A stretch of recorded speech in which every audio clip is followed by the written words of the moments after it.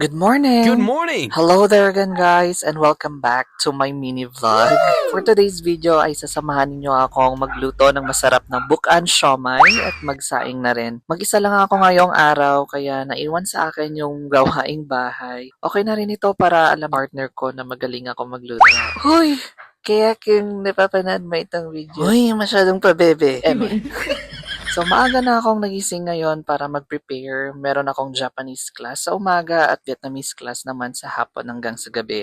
Natutuwa rin ako kasi nga meron akong private classes na talaga namang nagkukwentuhan lang kami kung ano-ano. Ito na nga at maglalagay na tayo ng uling sa pugon para magluto. Naiisip kong isa lang muna ang pipituin kong siomai na talaga namang masarap ulam. Then isusunod ko itong sinasay. Habang nagpiprito nga ay hinuhugasan ko na itong bigas para mabilis isunod after ko magprito. Mahilig ako mag-multitask kasi naman napakahalaga sa akin ng bawat oras. Every minute counts para sa akin. Pero may mga araw din naman na parang tinatamad ako, lalo na gumising ng maaga. Alam mo bang hanggang sa ngayon ay gumagamit kami ng lata ng sardinas magsukat ng bigas at tubig? Tinuruan naman ako dati ng kaibigan ko magsukat gamit ang daliri pero hindi talaga maganda ang pagkakaluto ng kanin. Kaya itong lata ng sardinas talaga nagiging saving grace ko lagi para sigurado yung sukat ng tubig. Ayaw ko rin naman kasi talaga kumain ng parang lugaw or malata o di kaya ay lagdos na tawag namin dito sa probinsya o hindi pa talaga luto. Syempre, 'di ba, kapag masarap naman yung pagkain natin o masarap yung ulam, dapat masarap din yung pagkakaluto ng kanin para ganahan naman tayo sa pagkain. Simula talaga nung natikman ko itong bukan siomai ay talagang hinahanap ko na yung lasa niya. Masarap ito kapag meron kang sausawan or chili flavor na sauce. Hindi lang kami talaga marunong paano gumawa nun, pero kung alam niyo sana turuan niyo ako. Talagang napaka-perfect ng pagkaluto ko nitong siomai. Crispy talaga siya. Nagugutom na talaga ako. Parang ito na yata ang crispy-licious at juicy-licious na siomai na natikman ko.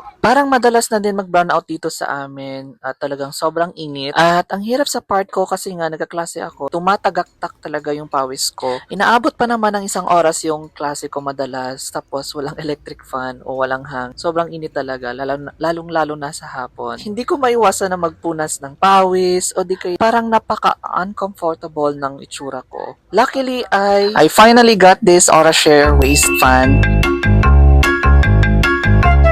Ang tagal ko na talagang naghahanap ng portable fan and sa Orashare lang talaga ako nagagandahan. Ano ba yung kagandahan nitong portable waist fan ng Orashare?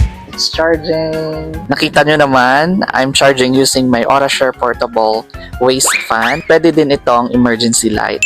So, ilo-long press lang natin yung power niya dito sa gilid.